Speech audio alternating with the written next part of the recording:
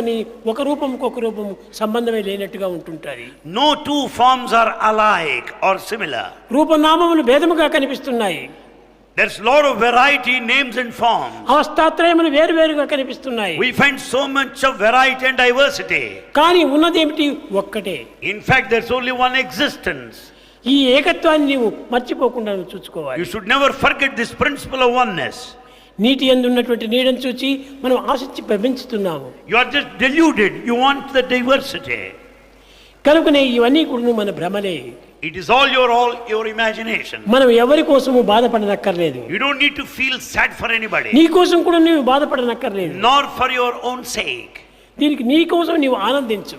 You be happy for yourself. ఒరే నాన్న ఈ దేహం వచ్చి ఇచ్చారు. Why this body is given? ఈ దేహాన్ని కట్టుకొని నేను వచ్చాను.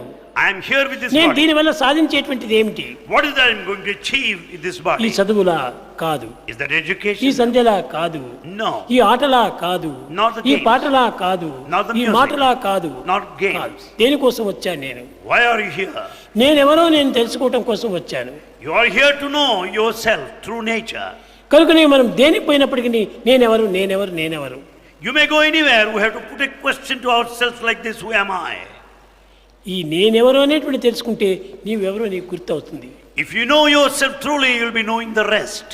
పవిత్రాత్మ స్వరూపులారా, Embodiments of sacred divinity. నిజంగా ఇట్టి సత్యాన్ని తెలుసుకోవటం చాలా సులభమైనటువంటి మార్గమే.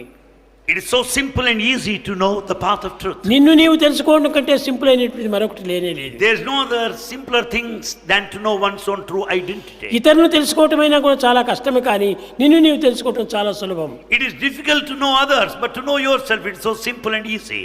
కనుకనే ఈ నిన్ను నీవు తెలుసుకోవడానికి తగినటువంటి సాధన నీవు చేయిస్తురా. Follow the spiritual practice that helps you to know your true nature. దేహానికి అనేక రకమైనటువంటి జబ్బులు ఏర్పడుతుంటాయి. The body suffers from different ailments. అనేక రకమైనటువంటి ట్రబుల్స్ వస్తుంటాయి. The body faces many troubles.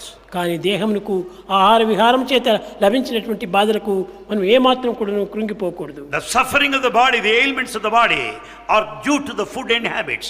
We should not worry about కనుక it. మనం దీనిని మనం ఏమాత్రము లెక్క చేయకుండా We should not be mindful of the suffering. మనం వచ్చిన